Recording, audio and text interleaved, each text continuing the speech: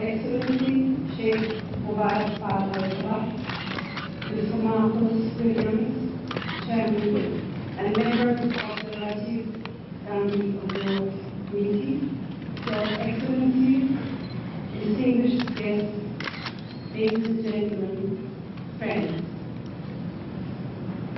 It gives me great pleasure to be here with all of you today. My congratulations to the 5 winners of the GANDHI'S Award for Excellence. I am sure that your achievements will motivate and inspire others as well. Just 9 days ago, Rajiv Gandhi would have turned 54.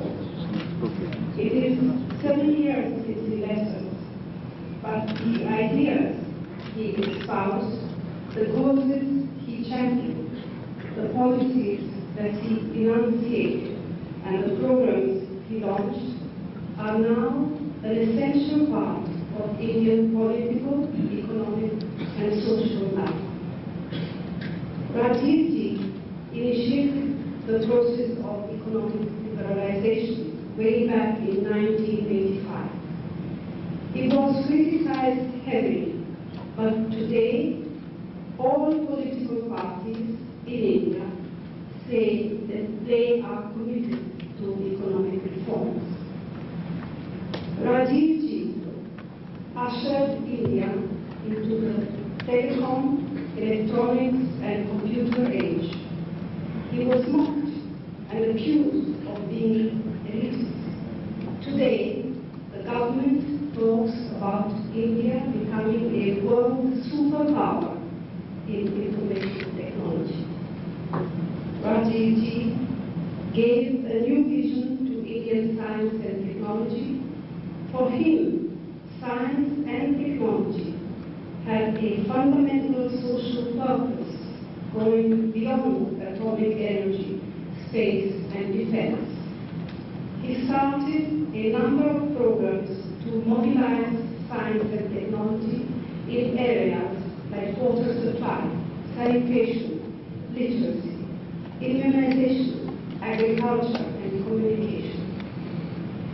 He also realized that in a country as complex, as large, as varied as ours, the people had to be empowered to govern themselves. Hence, he spearheaded a crusade to strengthen panchayats in rural India and nagarpalikas in urban India so that true local and self-government would emerge. Rajiv ji's crusade is now enshrined in our constitution. Most of all, he stood for excellence, for the spirit of inquiry and questioning, for the modernization of mindsets, and for the harmonious blending of modernity with tradition. We are proud of our brothers and sisters who live and work in Kuwait and in other places in this region. Your hard work, your professional contribution are well recognized. Your savings and remittances are strengthening our own economy also, both at the state and the national level. Friends, it is but natural that you would expect me to speak on the current political and economic situation at home. I am tempted to do so, but I also believe that criticisms are best made within the country. Once we leave its shores, we leave politics and differences behind. We become Indians, irrespective of political persuasions and ideologies. Hence, I'm sure you will bear with me if I resist the temptation of speaking on the current scene in India. But let me say this, that we are engaged in the historic task of revitalizing and rejuvenating that great national institution, namely the Congress Party. Even our opponents admit and accept the need for a strong and vibrant Congress. The reason for this is simple. It is only the Congress that represents, respects, and celebrates the diversity of India in all its colors and all its hues. The task of rebuilding the Congress will not be easy. The obstacles are numerous, but we are determined to succeed.